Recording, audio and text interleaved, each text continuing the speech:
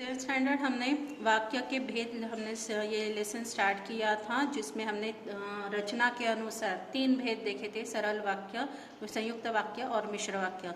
तो वो उसके बाद हमने अर्थ के अनुसार 8 भेद देखना शुरू किया था, जिसमें पहला तो था विधानार्थक, मतलब बहुत ही सिंपल सीधा विधान होता है, उसे विधानार्थक कहते हैं।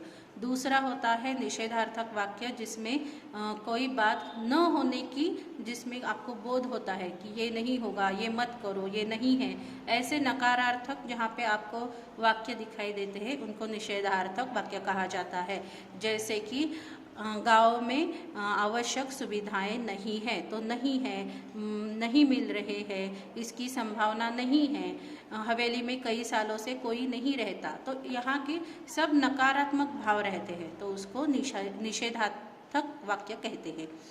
तीसरा जो भेद है वो है आज्ञार्थक, जिसमें आपको कोई आज्ञा या प्रार्थना होती है, उसको कोई आपको ऑर्डर देता है, तो उसे हम आज्ञार्थक कहते हैं। बच्चों शोर मत करो, तुम चित्र ठीक नहीं बनाते हो, दोबारा बना के लाओ, या महत्व समझो, इस तरह की कोई आपको आज्ञा कहता है तो वो आज्ञार्थक बनता है। चौथा भेद है प्रश्नार्थक वाक्य, जिसमें आपको प्रश्न पूछा जाता है तो उसे प्रश्नार्थक वाक्य कहते हैं। देखो आखिरकार उसमें क्वेश्चन मार्क आता है, तुम्हारे इन चित्रों में क्या कमी है, तो ये क्वेश्चन मार्क आ गया। तुम्हारा ये रूप कैसा है, क्वेश्चन मार्क आ गया। आप मेरे साथ थाने चलेंगे मामा जी, तो एक भी क्वेश्चन मार्क हो गया। मैंने आपको पीटा क्या, क्वेश्चन मार्क, तो यहाँ पे प्रश्न है, तो ये सब प्रश्नार्थक वाक्य बनते हैं।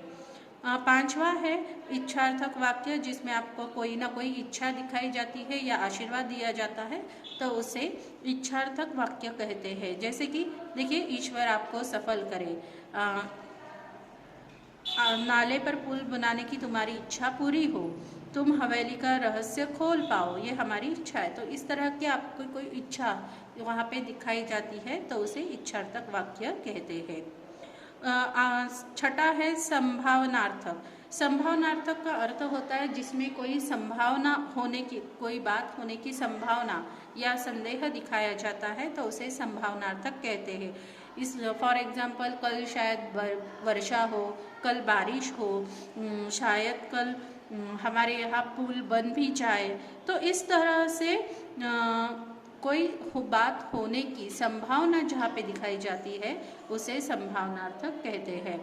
उसके बाद सातवां है विस्मयार्थक वाक्य, जिसमें आपको ये तो पता है एक्सक्लेमेटरी मार्क जिसमें दिया जाता है, जिसमें आनंद दिखाया जाता है, क्रोध दिखाया जाता है, सारे भाव उसमें दिखाए जाते हैं। जैसे अरे रे, शाबाश, चुप, शादी, मत जाओ, शोर मत करो, चुपचाप बैठो, तो इसमें ये क्या दिखाए जाते हैं, एक्सक्लेमेटरी मार्क, उद्गारवाचक चिन्ह उस वहाँ पे दिखाए जाते हैं, जिसमें हम क्या बोलते हैं, विस्मयार्थक वाक्य बोलते हैं।